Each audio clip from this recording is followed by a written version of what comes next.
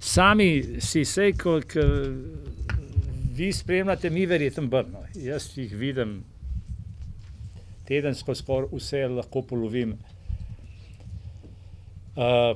Pa vidim, kaj delajo in kako delajo, ne. Tako da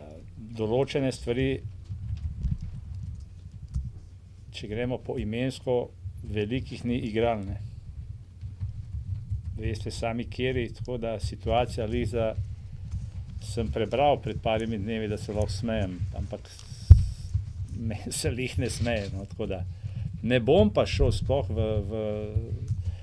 analizo posameznikov, pojdite sami pogledat,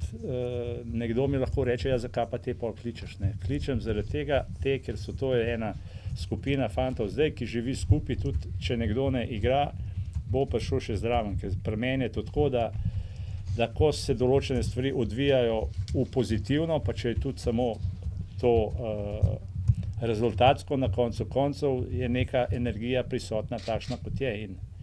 in kar, v reprezentanco,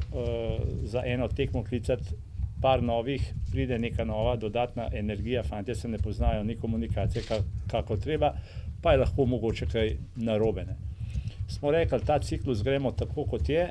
imamo zadnjo akcijo, te, ke so vsi tukaj, so si zaslužili, absolutno, ne vem, zakaj mora določen